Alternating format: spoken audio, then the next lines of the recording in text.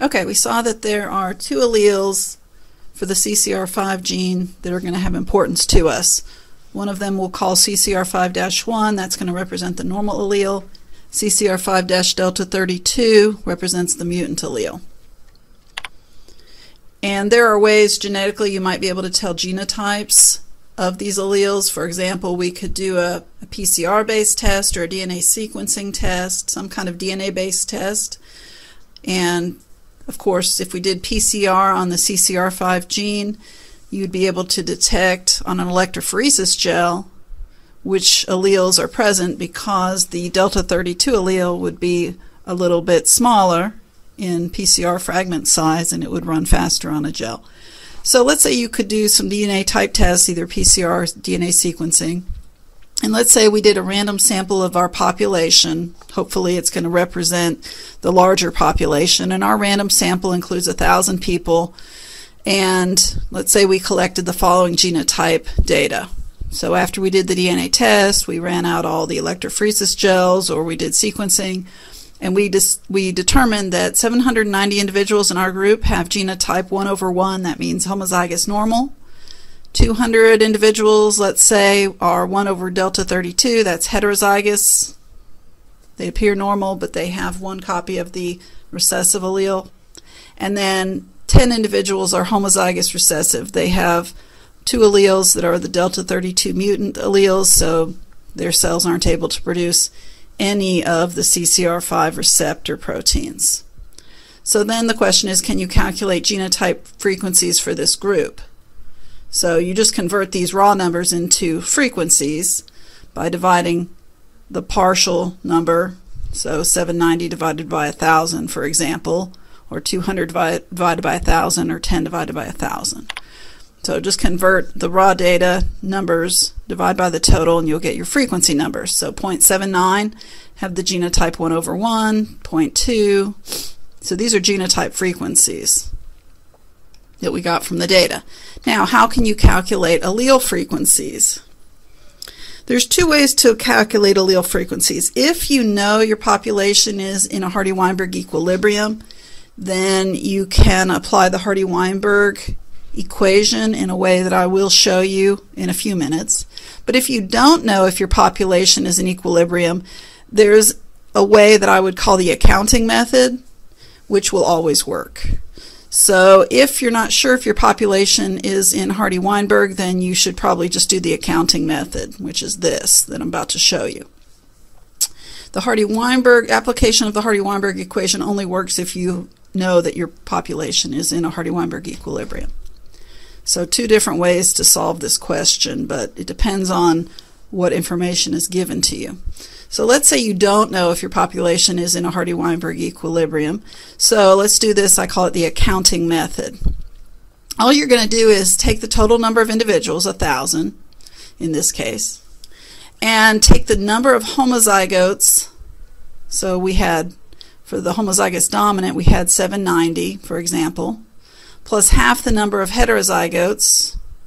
So we had 200 heterozygotes, so half of that is 100, and divide by the total, which is 1,000. And that will give you the decimal frequency for that allele. So if we have, for the dominant allele, the CCR5-1, you would have 790 is all your homozygotes, plus half of your heterozygotes, so half of 200 is 100, and divide by the total, 1,000. So 89% of your alleles in your gene pool are the allele 1, or the normal allele, the dominant.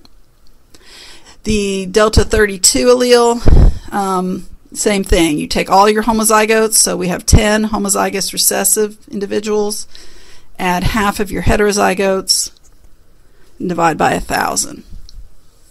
And the reason that works is you can either count alleles or individuals. Here I just did individuals. The math works out either way.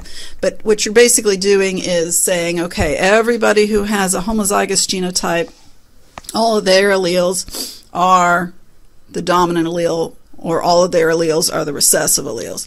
But then the people who are heterozygotes, they each carry one dominant and one recessive. So we sort of split the group in half and count half the group in the count of the dominant alleles and half of the group in the count of the recessive alleles. That's kind of the simplified way of explaining it, but it works. So this method is what I call the accounting method. And you have to know, in this case, to do this, you have to know the number of individuals that are homozygous dominant, the number of individuals that are heterozygous, the number of individuals that are homozygous recessive. So if you have all of that information, then you can do the accounting method.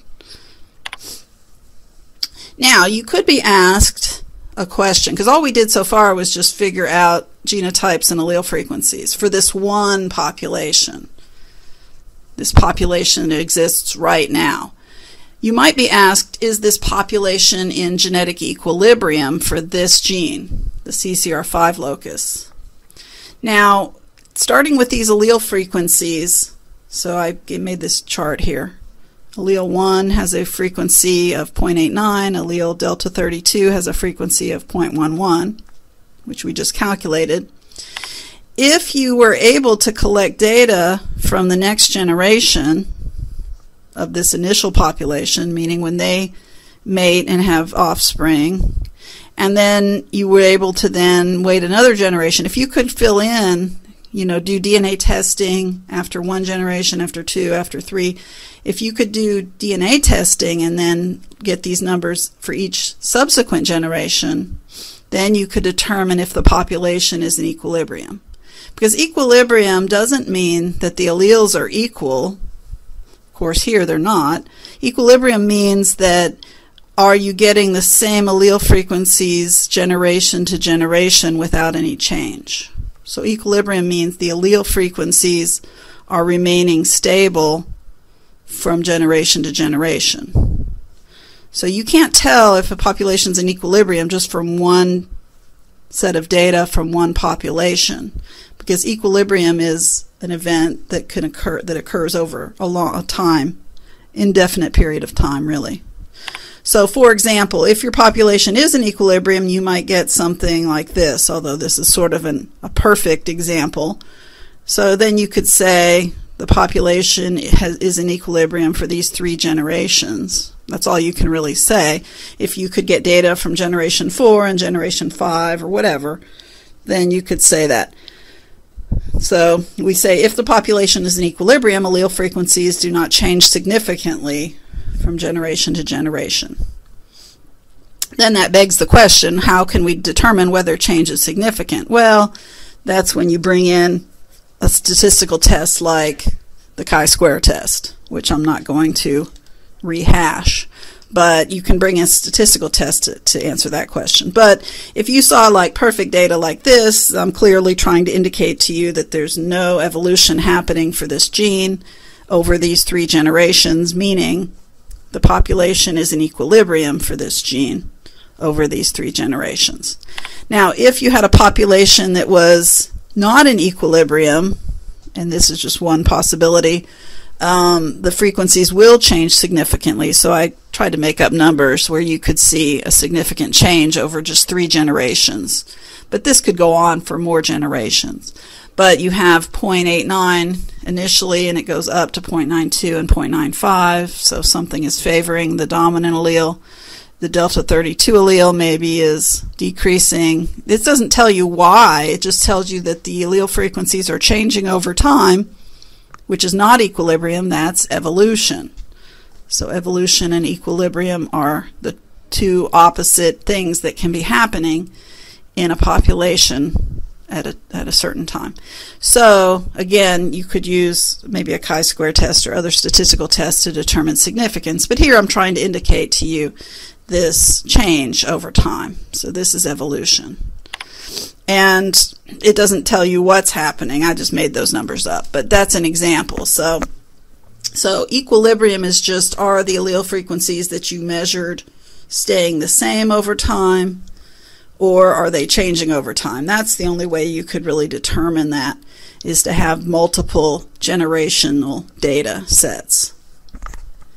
Okay, now here I'm going to give you what I call the common application of the Hardy-Weinberg equation. And this will be the kind of thing that you will see on a standardized test typically. Now on your exam for this class, you'll see some math problems where you have to use the accounting method, if I say that we don't know if the population's in equilibrium, and some cases where you can use this method. But you must already know that the population is in equilibrium before you can use this method. So let's say we know there's an incidence of cystic fibrosis, which is autosomal recessive, in the general population, and let's say it occurs in a certain population, one case per 2,000 people. Now you know a case is like a person, one incidence, one birth per 2,000 births, or one case per 2,000 people. Those mean the same thing. And it says, can we use this information to estimate the frequency of carriers in our population? Carriers are unaffected heterozygotes. So because it's a recessive disorder, there's going to be a certain frequency of individuals who have a normal phenotype, but they carry one allele, one of the recessive alleles, in a heterozygous genotype. So I think the hardest thing about doing this kind of problem is just figuring out what's given. I mean, you know it's 1 of 2,000 is given, but what is that? In Hardy-Weinberg language, what term has been given? Is it P? Is it Q? Is it P squared? Is it 2PQ? Or maybe Q squared? You have to figure out what that number matches up to in terms of the variables. And then you have to figure out what are they asking you to find. Now, if they're asking you to find the frequency of carriers, what they're saying is the frequency of heterozygote genotypes, right? So they're asking you to find 2PQ.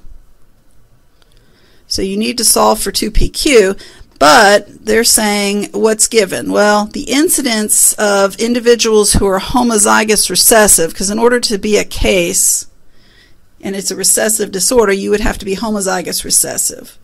So they're saying that the frequency of homozygous recessive genotypes is 1 over 2,000. Now the frequency of homozygous recessive genotypes is Q squared. So Q squared equals 1 over 2,000, and they're asking you to find 2PQ. So you have to convert this word problem into a math sentence. So the frequency of homozygous recessives is 1 out of 2,000, and I convert that into a decimal. But the frequency of homozygous recessives is represented by Q squared. This is supposed to be a squared. All right? You're told that it's in equilibrium. You have to be told that. Then you can use this equation. If you're not told this, then you can't solve this equation. But you'll be told that it's in equilibrium, at least in my class. Now, if it's Q squared equals 0.0005, then to solve for Q, you just take the square root of both sides. So Q is 0.0224. To find P, you subtract from 1, because remember, P plus Q equals 1. And then remember, you're trying to find 2PQ. So 2 times P here times Q up here, just multiply them, 0.0437. So that's your answer. So once you figure out what variables are given in the problem and what variable you're trying to find, it simply becomes an algebra problem.